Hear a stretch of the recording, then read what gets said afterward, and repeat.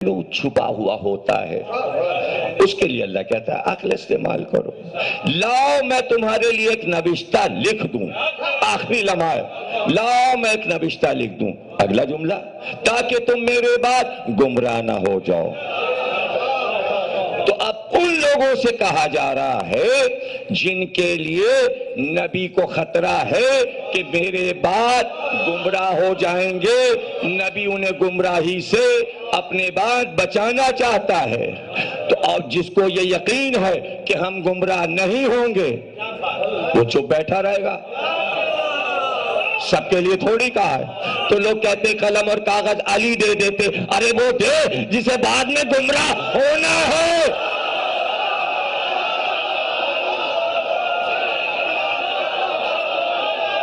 سلمان دے دیتے، عمار دے دیتے، مقداد دے، ان لوگوں نے کیوں نہ دے دیا؟ ارے یہ کیوں دے؟ انہیں یقین تھا کہ ہم نبی کے بعد گمراہ نہیں ہوں گے، اور وہ نہیں ہوئے۔ جن کے لیے خطرہ تھا کہ گمراہ ہو جائیں گے، لا میرے بعد کہیں گمراہ نہ ہو جانا۔ پھر ایک اور دوسرا مسئلہ دیکھیں کتنا نازک مسئلہ تھا، کیوں دیتے علی قلم اور کاغذ؟ مخاطب امت کو کیا ہے، علی امت نہیں ہے، علی امت کے امام ہے۔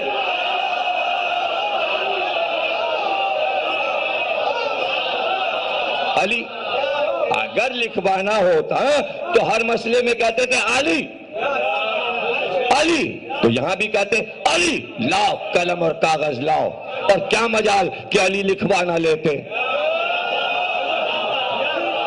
کیا مجال علی لکھوانا۔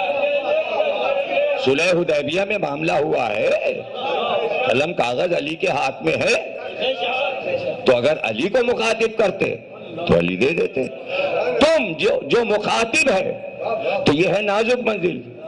اب سمجھئے گا، جس کو مخاطب کیا ہے کچھ نہیں پتا کسے مخاطب کیا، ابھی یہ نہیں پتا کہ علی کو مخاطب کیا کہ سلمان کو، لیکن ابو ذر تو ہے ہی نہیں، ابو ذر تو جا چکے ہیں ہندوستان تبلیغ کرنے، وفات نبی کے وقت ابو ذر تھے ہی نہیں، سلمان تھے، عمار تھے، مقداد تھے، عبداللہ ابن مسعود وغیرہ وغیرہ سب ہیں، اور تمام صحابہ ہیں، اور بھی سارے صحابہ ہیں، ہزاروں کی تعداد میں سب موجود ہیں۔ پتہ چلنا چاہیے کہ مخاطب کس کو کیا، نام تو لیا نہیں کہ فلانے قلم اور کاغذ لاؤ، ایسا تو کوئی نہیں مخاطب ہے۔ ابھی پتہ چل جائے گا کہ مخاطب کس کو کیا تھا کہ قلم اور کاغذ لاؤ، جو جواب دے گا اس کو مخاطب کیا تھا۔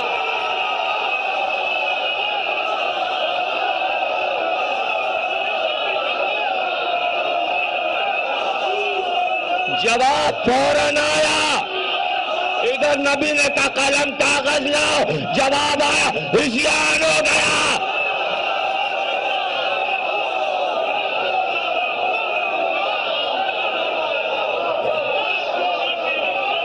اب پہچان لو آدمی کہ کس کو مخاطب کیا۔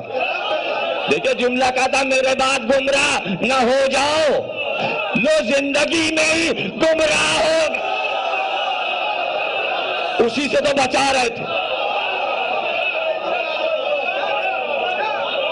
گمراہی بھی سامنے آ گئی، آدمی بھی سامنے آ گیا، اس کے بعد مرغے کی ایک ٹانگ، پھر جمے رہے کہ اگر نہیں دیا تھا کسی اور نے تو پھر علی اٹھ کے دے دیتے۔ اب کیوں علی دیتے؟ جب کہہ دیا ہزیان، تو اگر علی دیتے اور نبی لکھتے تو کہتے ہزیانی کیفیت میں لکھا گیا۔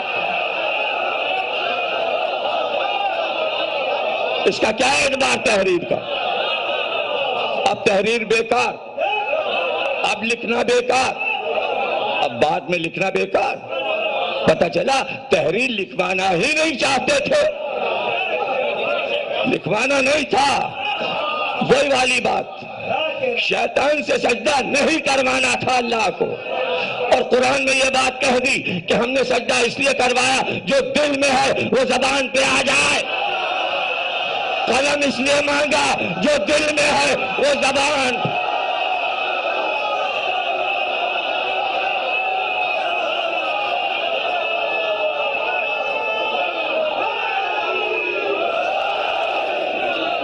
بات زبان پہ آ گئی اور صحیح بخاری نے 7 جگہ لکھ دی. اب یہ ہے قدرت جو ابھی جملہ کہا کہ جب رسوا کرنے پر اللہ آتا ہے. اتنا بچانے کے باوجود بخاری نے 7 جگہ لکھا کہ یہ ہوا. عبداللہ ابن عباس روتے تھے، ہائے ہائے پیر کا دن، ہائے پیر کا دن، ہائے پیر کا دن. قیامت آ گئی جب رسول نے قلم اور کاغذ مانگا اور نہیں دیا گیا. بات تو رہ گئی کہ مانگا اور نہیں دیا گیا. کیا مانگ رہے ہیں رسول؟ ایک عام سی چیز، قلم اور کاغذ. تو پتہ چلا آخری لمحات کی سب سے بڑی تمنا نبی کی ہے قلم اور کاغذ. اب اس میں گھمانے لگے کاغذ تو پہلے نہیں ہوتا تھا اور ایک قلم تو ہوتا تھا. جب قلم ہے تو کسی چیز پہ تو لکھا جاتا تھا، تو جس چیز پہ لکھا جاتا تھا اسے قرطاس کہا گیا ہے، چاہے وہ چمڑا ہو، وہ جھلی ہو، وہ کچھ بھی ہو. کاغذ چائنا میں بنا ہوگا، لیکن جس چیز پہ جو کچھ لکھا جاتا تھا اسے قرطاس کہتے تھے. اسے قرطاس کہتے تھے. جب کاغذ ایجاد ہوا تو اسی کا نام قرطاس رکھ دیا گیا. اس میں کیا بات ہو گئی؟ اس میں کیا بات ہو گئی؟ مطلب کہیں سے معذرت نکل آئے، کہیں سے لپیٹا جا سکے. اچھا لپٹ جاتا معاملہ اگر بخاری اور مسلم نہ لکھتے. پہلی حدیث کی کتاب بخاری، پھر مسلم، پھر سیاست کی ساری کتابیں، مسند احمد بن حنبل، ترمذی، یہ وہ سبھی نے لکھ ڈالا. جب چھپانا تھا آپ کو یہ مسئلہ تو یہ کیوں لکھا؟ میرے سمجھ میں نہیں آتا کہ 7 جگہ بخاری نے یہ روایت کیوں لکھی کہ قلم کاغذ مانگا. کیوں لکھا؟ یہ راز دریافت کرنا ہے. بھئی جب آپ کو لکھنا ہی نہیں ہے، اس پہ ڈسکس نہیں کرنا ہے، تو آپ ایک بار چلیے لکھ دیتے، 7 بار کیوں لکھا؟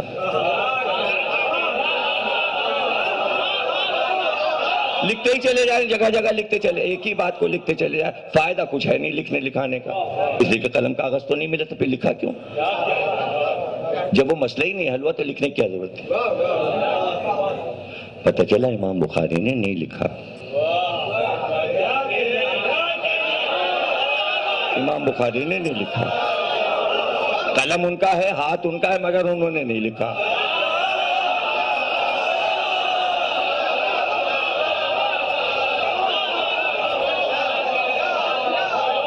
انہوں نے لکھا. اور سنا یہ ہے کہ ایسا کچھ ہوتا ہے روحانی دنیا میں کہ وہ لکھنے بیٹھے، لکھنا شروع کیا اپنی مرضی سے، اپنا اختیار، میرا اختیار، میرا، یہ حدیث چھوڑ دی، یہ لے لی، یہ چھوڑ دی، یہ لے لی، یہ چھوڑ دی، یہ لے لی، یہ چھوڑ دی. ایسے میں فرشتہ ایک رحمت کا دیکھتا رہتا ہے کیا ہو رہا ہے، کیا ہو رہا ہے، کیا ہو رہا ہے. اچھا یہ ہو رہا ہے، یہ ہو رہا ہے، یہ ہو رہا ہے، یہ ہو رہا ہے. اب لکھتے لکھتے چپکے سے وہ رحمت کا فرشتہ بیٹھ جاتا ہے اور اٹھا کے ایک حدیث، اب یہ لکھو. اب ان کو پتہ نہیں وہ اٹھا کے دے رہا، انہوں نے لکھ لی. اب اس نے اٹھایا 7 بار وہ حدیث فرشتے نے اٹھائی، یہ لیجئے، یہ بھی لکھ لیجئے، یہ بھی لکھ لیجئے، یہ بھی لکھ لیجئے، یہ بھی لکھ لیجئے، اور لکھا کے غائب. یہ کیوں آیا؟ یہ 7 بار کیوں لکھوا گیا اور ان کو پتہ بھی نہیں چلا اور وہ لکھوا کے چلا گیا؟ کہ اس کی مرضی ہے کہ رسوا ہو.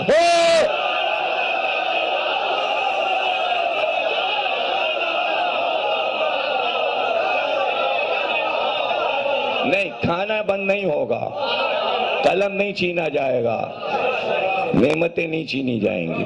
بجاؤ یہ اتنا سا کام کرو، سارا کام ان کا، اتنا سا کام اس فرشتے کا. موکل آیا، اس نے کہا 7 بار دے دی وہی حدیث اٹھا کے مختلف چیپٹروں میں. اچھا ایک ہوتی تو چلیے ٹھیک ہے، دوسری حدیث سناتا ہوں آپ کو تاکہ بات سمجھ میں آ جائے. اسے کہتے ہیں حدیث حوض. اسی نام سے مشہور ہے. یہ حدیث قرطاس و قلم کہلاتی ہے. یہ حدیث حوض ہے. امام بخاری نے، امام مسلم نے اور احمد بن حنبل نے سب نے لکھی. وہ حدیث کیا ہے؟ اور اسی طرح لکھی ہے کہ سرکار نے فرمایا کہ جب میں کوثر کے کنارے پہنچوں گا، حوض کوثر اس لیے اس کو حدیث حوض کہتے ہیں، تو وہاں پر میں رک کر کچھ لوگوں کا انتظار کروں گا. یہ بخاری میں بھی، مسلم میں کچھ لوگوں کا انتظار کروں گا. ایسے میں وہ لوگ آ جائیں گے جن کا مجھے انتظار ہوگا، اور وہ آ کے کہیں گے کوثر کا جام دیجئے. تو کچھ فرشتے کھڑے ہوں گے، وہ انہیں مار مار کے پیچھے دھکا دیں گے. ان کے سینے پہ ہاتھ گھوسے مار مار کے فرشتے، لفظ ہے حدیث میں ہکا دیا جائے گا. اچھا اتنا کافی تھا حدیث میں کہ لکھ دیتے ہکا دیا جائے گا؟ نہیں، بلکہ زخمی اونٹ جو گھساتا ہے، جیسے عرب میں ہکایا جاتا ہے، اس طرح ان کو ہکایا جائے گا. ہٹو کوثر کے پاس سے، ہٹو ہٹو ہٹو، بھیڑ نہ لگا، ہٹو. اب پوری حدیث سنتے جائیے گا. بخاری اور مسلم اور امام احمد بن حنبل نے جس طرح لکھا ہے اسی طرح میں آپ کو سنا رہا ہوں، لفظ بہ لفظ. اور ایک جگہ نہیں لکھا، سب نے لکھا اور دل بھر کے لکھا اس حدیث کو. اور سمجھ میں نہیں آتا کہ کیوں لکھا، وہی فرشتہ لکھا گیا، اور تو سمجھ میں نہیں آتا ہے. لکھی ہوئی ہے، موجود ہے کتاب میں. ارے بھائی میں ایک بات کہتا ہوں، اکثر لوگ کہتے ہیں صاحب بخاری میں سے فلانی حدیث امام کی حضرت علی کی تعریف کی نکال دی گئی، فلانی امام حسن کی نکال. تو میں کہتا ہوں اطمینان رکھو، سب نکال دیں. یہ ایسی چھوٹی حدیثیں ہیں جو انہیں پتہ ہی نہیں کہ نکالنا ہے کہ نہیں نکالنا ہے. چھپے جا رہی چھپے جا رہی تو یہ تو رہیں گی، گھبرانے کی بات نہیں. بخاری رہے گی اور بخاری کے لیے سارے دلائل آپ کے سب موجود رہے گے. اطمینان رکھیے، آپ کا معاملہ اس میں موجود رہے گا. اور اگر سب نکال دیا تو بخاری نہ رہے گی، سادہ کاغذ اور مقدمہ رہ جائے گا. تو اس میں بچے گا کیا؟ پتلی سی کتاب ہو جائے گی، 3 جلدوں کی اتنی موٹی کتاب اتنی سی ہو جائے گی. اگر سب نکال دیا تو کیا نکالیں گے؟ اس کے بعد بھی رہے گا، پھر ہم پڑھ دیں گے، کہیں گے اچھا یہ ضمیر اختر نے پڑھ دیا، اس کو بھی نکال دو. ہم آئندہ سال کچھ اور پڑھ دیں گے، پھر یہ بھی نکال دو، پھر کچھ اور. تو کہاں تک نکالیں؟ تو حدیث حوض تو ہے. ایسے میں جب فرشتے ان کو بھگائیں گے، ہکائیں گے، تو رسول اللہ کہیں گے پروردگار یہ میرے اصحاب ہیں، یہ میرے پیارے پیارے اصحاب ہیں. خدا کا شکر ہے لفظ اصحاب آیا.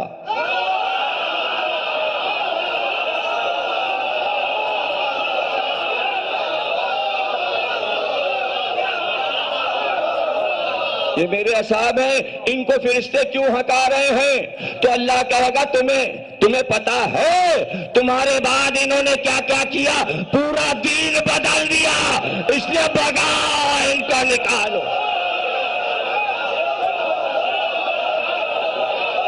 پورا دین بدل. یہ حدیث بخاری میں کیوں رکھی ہے؟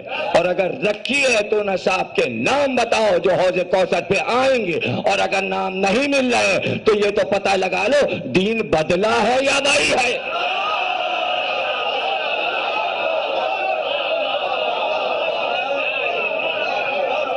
یہ کیوں لکھی بخاری نے؟ تو اس کے معنی یہ حدیث آخری لمحات کی یہ بتا رہی ہے کہ سرکار پہچنوا کے چلے گئے، نام نہیں بتائے. امام بخاری نے بھی نہیں بتایا، امام مسلم نے نہیں بتایا، لیکن نام ڈھونڈنا مشکل ہے. بھئی یہ پتہ لگا لیجئے دین کو بدلا کس نے؟ دین کو بدلا کس نے؟ اسی لیے صبح عاشورہ امام حسین نے آ کے خطبہ دیا، کیوں مجھے قتل کر رہے ہو؟ کیا میں نے محمد کا دین بدل دیا ہے؟ سب نے کہا نہیں. حسین نے کہلوا لیا کہ اہل بیت نے دین نہیں بدلا. اصحاب نے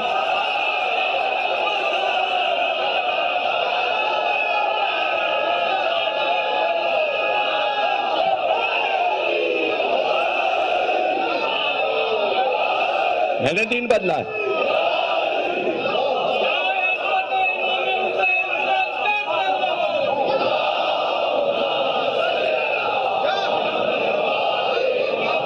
یہ سب امتحان کی گھڑیاں تھیں کہ اسامہ کے لشکر میں جاؤ، جاؤ ان کے ساتھ جاؤ، کوئی ٹھہرے نہیں، مدینے میں کوئی نہ رکے۔ تو علی کو تھوڑی علم دیا گیا، اسامہ کو علم دیا گیا۔ کیوں علی کو علم دے دیا جاتا؟ ہر بار علی کو دے دیتے ہیں۔ اب کی ایک ایسے آدمی کو علم دے دیا کہ جس پہ اختلاف نہیں ہونا چاہیے۔ ام ایمن مشہور خاتون ہے، ان کا بیٹا ہے ام ایمن کے لیے حدیث، سچی بی بی، ان کا بیٹا اسامہ، باپ شہید ہو چکا ہے، مارا گیا، قتل ہو گیا جنگ موتا میں، سب کو معلوم ہے، اس کے ساتھ چلے جاؤ، نکل جاؤ یہاں سے، مدینہ خالی کر دو۔ یہ کیا ہے؟ یہ اس لیے ہے کہ بھائی آپ لوگ جائیے، یہاں پر آپ سب کا کام نہیں ہے، وصیت میں نے کر دی ہے، قبر میں علی اتاریں گے، غسل علی دیں گے، آپ کا کام نہیں ہے۔ اور کوئی ضروری نہیں ہے کہ آپ ٹھہریں اور ہمارے جنازے میں شریک ہوں، ہماری مرضی نہیں ہے کہ آپ ہمارے جنازے میں شریک ہوں، آپ سے کوئی مطلب نہیں ہے ہماری وفات اور ہمارے وصال سے، ہم کہہ رہے ہیں جائیے۔ یہ اس لیے کیا تھا تاکہ سب وہاں لڑنے میں مصروف ہوں گے، یہاں جیسے ہی وفات نبی ہوگی جتنے لوگ مدینے میں ہیں علی کی بیعت ہو جائے گی۔ علی کی خلافت کا انتظام کرنے کے لیے سب کو بھیجا تھا، ان کا نہ جانا یہ بتا رہا ہے کہ سمجھ رہے تھے کیوں بھیجا جا رہا ہے۔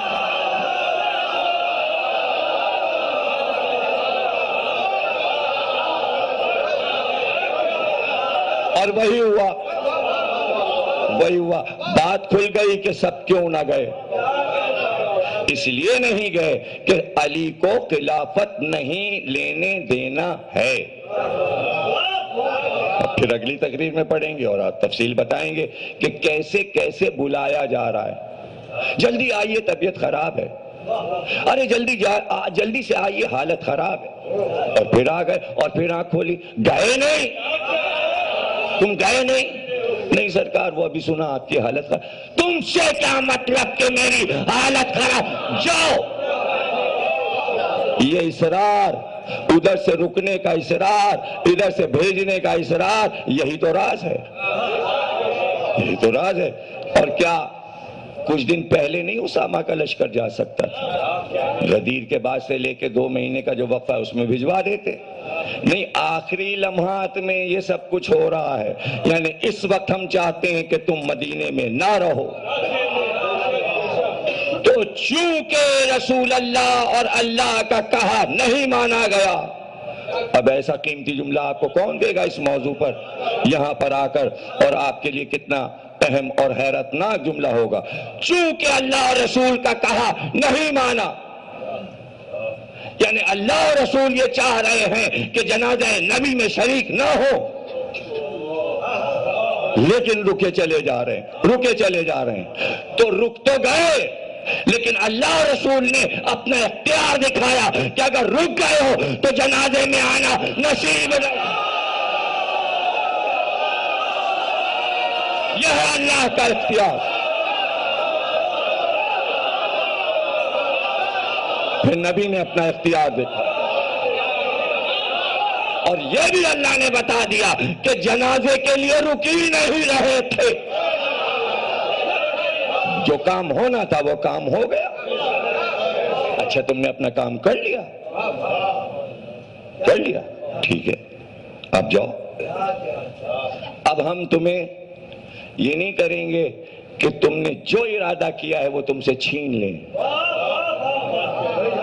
نہیں، تمہارا اختیار تم نے استعمال کر لیا، تمہارا اختیار تم نے استعمال کر لیا، آپ سمجھے ہی نہیں۔ اگر شیطان سجدہ نہ کرتا آدم کو تو کتنے بڑے حقوق لے کر محشر کے دن آتا، اور جب ساری انسانیت آتی تو شیطان اٹھ کر کہتا یہ آئے ہیں تیرے گناہگار بندے، کتنی نمازیں پڑھی ہیں انہوں نے، کتنے سجدے کیے ہیں، ان کے مقابل میں تیرا عبادت گزار ہوں، اس لیے محشر کا اختیار مجھ کو دے کہ میں بخشوں۔ جو نمازی ہے اسے بخشوں، جو روزے دار ہے اسے بخشوں، جو عبادت گزار ہے مجھے اختیار دے، میں ہوں تیرا سب سے بڑا عبادت گزار۔ کیا انبیاء نے عبادت کی ہے؟ میرا ایک سجدہ 7,000 برس کا ہے۔ آدم نے کوئی ایسا سجدہ کیا؟ نوح نے ایسا سجدہ کیا؟ ابراہیم نے کوئی ایسا سجدہ کیا؟ سجدہ نہ کر کے آدم کو اپنی عبادتوں کا صلہ شیطان نے اسی وقت لے لیا۔ جلدی پڑی تھی اس کو، اس نے کہا میں تو نافرمان ہو گیا، وہ میرا سارا جو محنتیں ہیں بیکار ہوئی جا رہی ہیں، تو جلدی سے کہا مجھے عمر دے، میرے سجدوں کا اور میری عبادتوں کا صلہ دے۔ اللہ نے کہا مانگ، دینے والا ہو ویسے۔ نافرمانی کے بعد مانگ، کیا مانگتا ہے؟ کہا عمر چاہیے، لے وقت معلوم تک کی عمر، اور کیا چاہیے؟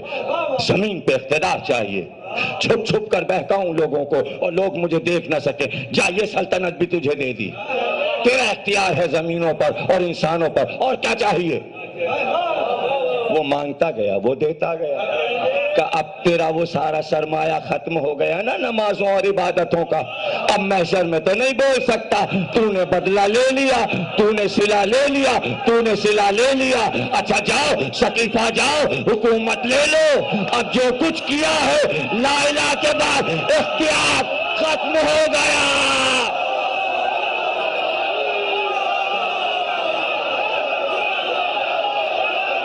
اختیار ختم،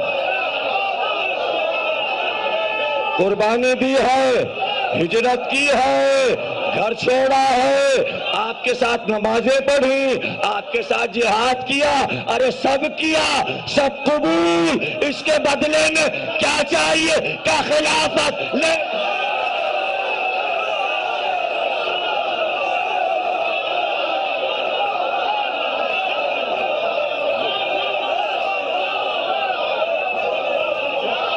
مل گیا، صلہ مل گیا۔ اب جو محشر میں آئے تو کورے، اب کہی نہیں سکتے نمازیں پڑھی تھیں، تیرے حبیب کے ساتھ جہاد کیا تھا، اب کیا ہوا؟ اب جو آئے اللہ نے فرشتوں سے کہا بڑھاؤ، صلہ لے چکے، حکومت کر کے آئے، آج محشر کے دن ان کا کوئی حق نہیں ہے، نکالو، چلو جاؤ۔ اب نبی کہہ رہے ہیں میرے، کہ نہیں تمہارے بعد۔ یہ سرکار نے یہ کیوں کہا؟ میرے پیارے ہیں،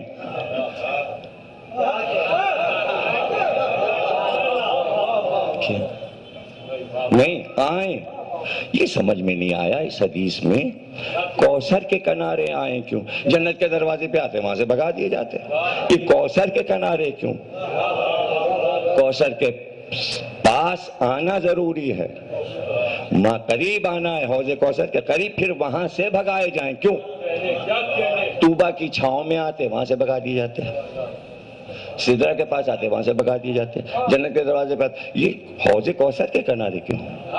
بلاؤ بلاؤ یہاں لاؤ اور پھر بھگاؤ، کیوں؟ اس لیے کہ حدیث میں یہ کہا تھا کہ تمہیں دو کراکاز چیزیں چھوڑ رہا ہوں، ایک قرآن ایک اہل بیت، یہ دونوں ساتھ ہیں، کوثر تک یہ ساتھ آئیں گے۔ بلا کے دکھایا جائے یہ قرآن ہے، یہ اہل بیت ہے، اور جدائی نہیں ہوئی، تم سے جدائی ہو گئی، جاؤ۔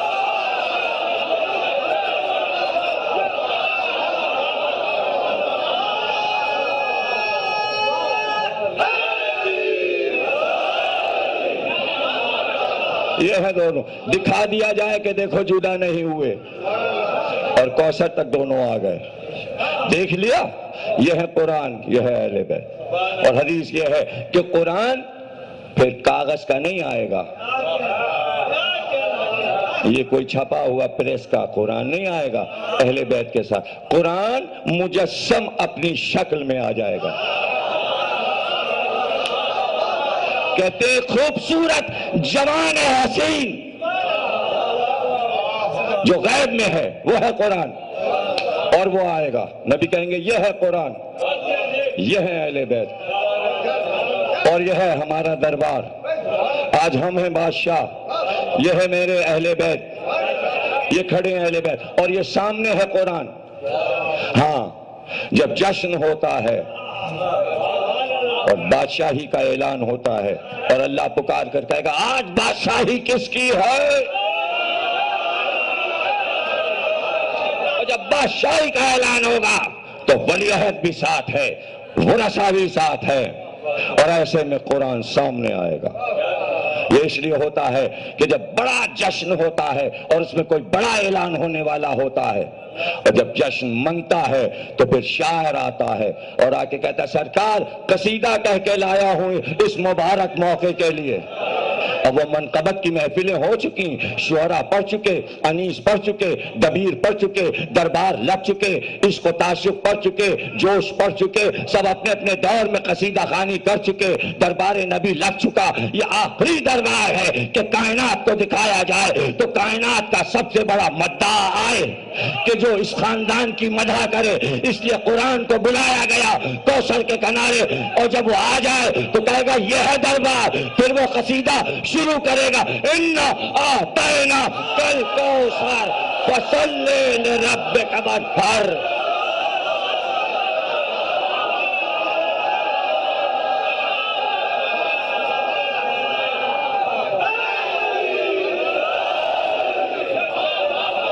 اِنَّ شَانِكَ هُوَ الْأَبْتَرُ۔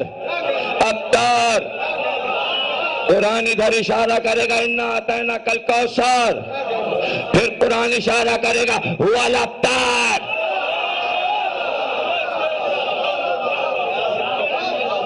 اس لیے قرآن آئے گا، شان رسالت میں قصیدہ پڑھے گا۔ اتنی سی باتیں اگر سب سمجھ لیں تو بات سمجھ میں آ جائے۔ اور پھر ہم تو ایک بات یہ کہتے ہیں، بہت ہی